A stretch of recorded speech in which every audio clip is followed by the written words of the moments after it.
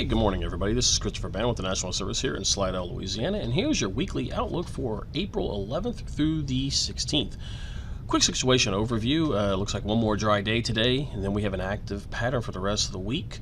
We also had multiple severe weather events this past week with overnights the April 7th through the morning of the 8th, and then overnight April 9th through the morning of the 10th. We had numerous damage reports, a few tornadoes, and then we also had widespread rainfall of 3 to 6 inches with locally higher amounts near 8. So as we look towards the forecast for the rest of this week, we're in a pretty active pattern. As you see, these two circles, basically, these are low pressure systems. They're actually going to be kind of stuck over the western United States and the northeastern United States, what we call a blocking pattern. And the two arrows I'm showing is this basically fast flow in the mid-levels that comes across the area. And it's going to be across our region for the entire weekend and into the weekend. That's going to send a lot of what we call disturbances and a lot of energy over the area. And then as we look at our surface features in the next slide, what we're going to have here is there's going to be what we call a stalled boundary across the northern Gulf of Mexico. So as all that energy we just talked about a little while ago moves over that stalled boundary, it's going to provide a lot of the ingredients for multiple rounds of showers and thunderstorms, especially Tuesday, Wednesday, and maybe again Friday and into the weekend. And then with that, we're looking at widespread rainfall of probably about 3 to 4 inches with locally higher amounts. The good thing is we're not looking at much in the way of severe weather, not looking at really heavy rain, but given our already wet soils right now and the high rivers, we're going to have to keep a close eye out to make sure that the rivers don't get any worse than they already are. So let's take a real quick look at our first severe weather event. This was the Wednesday night of the 7th through the morning of the 8th. As you can see, we had a good bit of showers and thunderstorms. Almost became a squall line, moved through during the overnight hours. Definitely had quite a bit of wind with it. A few tornadoes. It was kind of what we call those QLCS type tornadoes. We had one in Livingston Parish, and we also had one in Hancock County.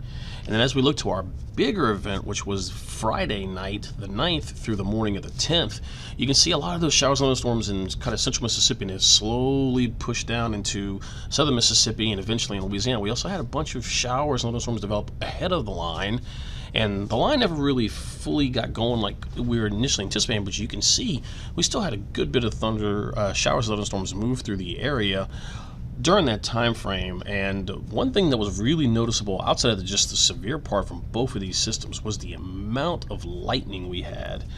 Quite a bit of lightning with these two systems.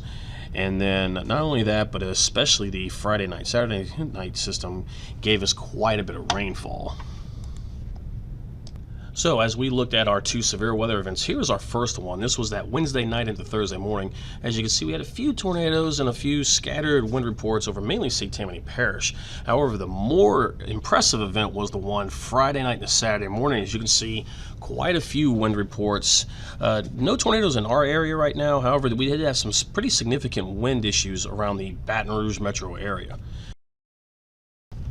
In addition to the severe weather, the other issue we had was quite a bit of rain. As you can see right now, over that 4-day period, we had widespread rainfall of around 3 to 6 inches, with some isolated areas receiving near 8 inches, especially like Hancock and Pearl River counties.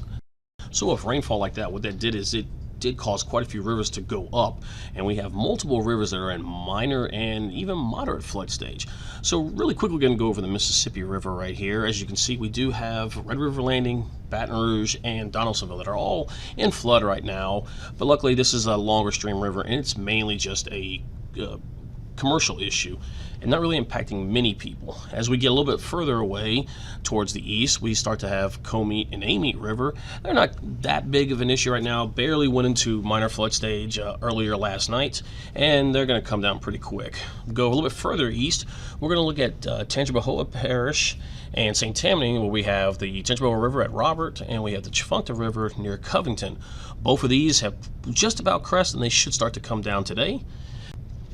As we slide a little further to the east, we're looking at the Bogachita River, which has Tylertown and Bush both in flood. Tylertown's already coming down now and should be back below flood stage pretty soon today, whereas Bush will be back down below flood stage later this afternoon, this evening. And then the Pearl River at Bogalusa and Pearl River, those are both approaching moderate flood stage, and they're going to remain in that area for probably the next week or two. And we continue going off to the east, and we have the East and West Hoboken rivers, along with the Wolf and the Biloxi River. The East and West Hoboken River both got a pretty high. They are coming down. However, if you look at the West Hoboken and McNeil, you see how it kind of slowed down. What likely happened is there was a lot of water right outside the river that still kind of drained into the tributary, and it's caused it to really slow down. But it should continue to come back down throughout the day and be below flood stage pretty soon. And as we look at the Wolf and the Biloxi River, both of those should fall below flood stage either tonight or early Tuesday morning. So as you look at this map again, you can see we do have multiple rivers that are in minor and moderate flood stage. However, we should see numerous ones fall out during the day Monday and again overnight Monday and into Tuesday.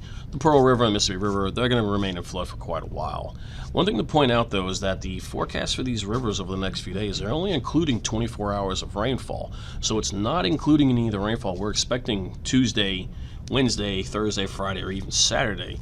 And you can see we're expecting, again, widespread 2 to 4, 3 to 4 inches with locally higher amounts. So we could see these rivers remain elevated for quite a while, and there could be a few that go back into flood stage.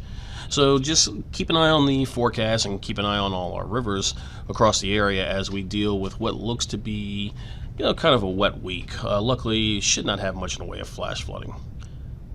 So thank you all for watching this video. Hopefully you're prepared for the week, and everybody have a great and safe week.